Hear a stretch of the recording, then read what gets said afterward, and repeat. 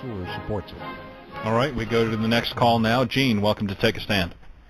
Hi, Matt. Thanks for taking my call. I think you're providing a great service to the community with this program. But I would like to ask the candidates a question about what their specific, and I mean specific, I would like not to get generalities, are on illegal immigration. I would like to find out what they would specifically propose and what policies they will back.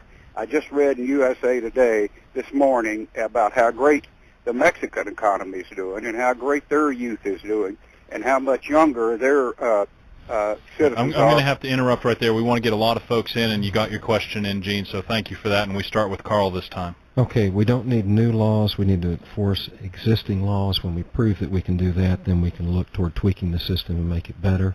I think we have to go after employers. This is something I disagree with some of my colleagues on, but very strongly, that if you don't address where the money comes from and the jobs come from, that we're not going to stop the flow. If you do start holding employers who illegally employ illegal aliens, then the flow will stop and reverse itself. I believe we should address our porous borders, but not with miles of Berlin Wall between us and our southern and northern neighbors. I believe the best fence is consequence. All right, John?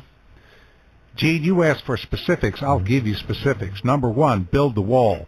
Number two, enforce the law that illegals are not supposed to be employed by American employers. And we can look to two examples to show why that is correct. In San Diego, we have built a wall, and the illegal immigration has dropped in that one area by 90%. Walls work. And by the way, Carl's dead wrong. We don't need a wall with Canada. We don't have a problem with Canadians sneaking in. Secondly, we have Arizona, where they passed a law where businesses would lose their licenses if they knowingly hired illegals. What happens? The illegals are running out of Arizona. Well, we have the same law federally. We're just not enforcing it. Congress isn't listening to the American people, and I'll go up there and beat on them with a board to get them to listen. Spence?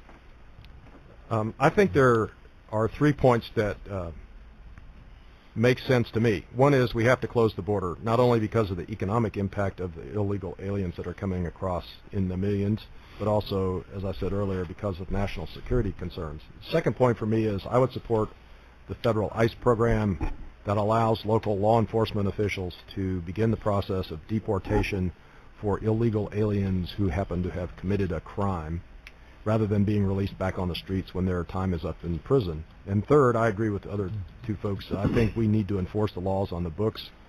But I would also think that the real solution will require congressional action in a much more comprehensive way than is possible right now, and just simply because of the political environment. I believe after the election is over, you'll see the Congress under Republican leadership take efforts to create a comprehensive plan to deal with this issue.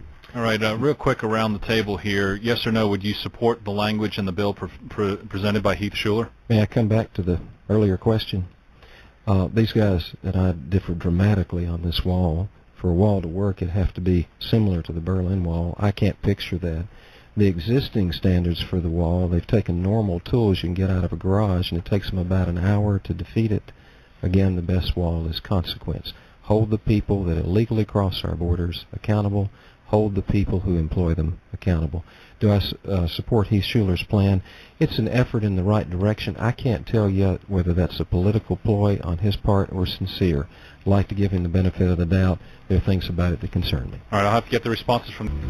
Welcome back to Take a Stand. We are in the midst of our 2-hour discussion debate with the congressional candidates for the 11th Congressional District on the Republican side. Primary day is coming up, and I know some talk folks are trying to convince Republicans to change their registration and vote in a personality contest on the other side, but there are important races that Republicans and unaffiliated who may declare to vote in the Republican primaries have decisions to make on, and this is one of those races. We have in the studio with us John Armour, Spence Campbell, and Carl Mumpower.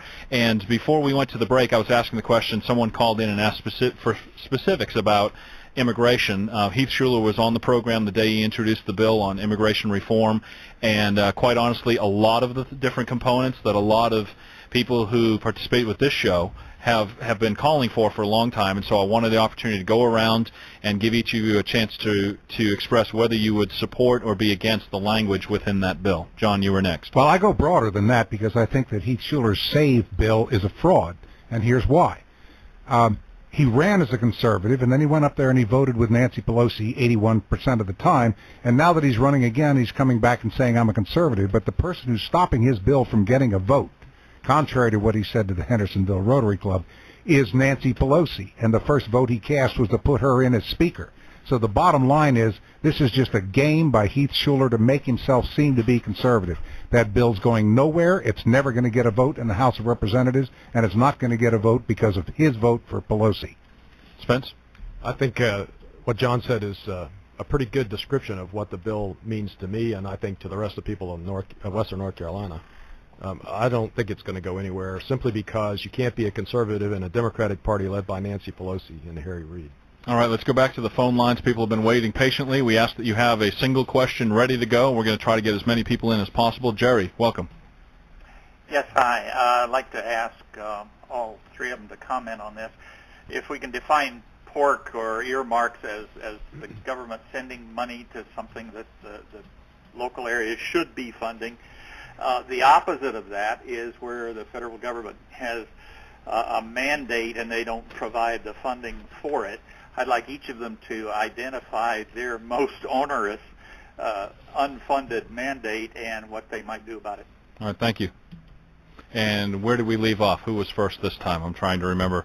I think it's back to John now. Your turn to be first. Jerry, you ask a very important question. I've worked for a whole lot of decades for an organization of state legislators who are trying to get a federal unfunded mandates amendment to the Constitution, which would quite simply say to the federal government, if you're going to tell us in the states that we've got to do something and it's going to cost money, you've got to send along the money to pay for it, or else you don't get what you want.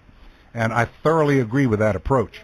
Now, when it gets to pork, which is the other part of your question, I have been in private meetings in Washington where a cocktail napkin with a few words on it gets passed from one person to another, and it winds up being $1 million in Tulsa, Oklahoma in the appropriations bill. That ain't constitutional. It's not legal. It's not proper. And that is how corrupt earmarks are in Washington today. Spence? I think unfunded mandates are really just passing the responsibility for funding any program along to the taxpayers and telling them they don't have a choice. And I don't think that that's a fair role of government. And I don't think earmarks are either, simply because they don't see the light of day.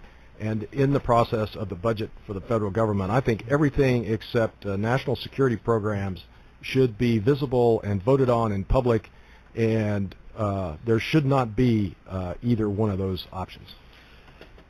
Earmarks represent the federal government's community welfare program, where they take our tax dollars, skim them in Washington, and then send back some to us on a selective basis.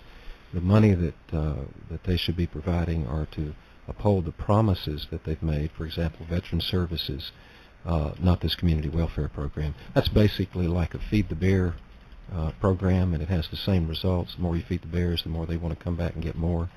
A local example of an unfunded federal mandate that costs us a tremendous amount of money is stormwater runoff. But probably the best example that I can think of an unfunded mandate comes to us through the President and Congress in their failure to uphold the law on illegal immigration and forcing it down our throats and forcing us to pay at the local level for the consequence through school services, health services, etc. All right.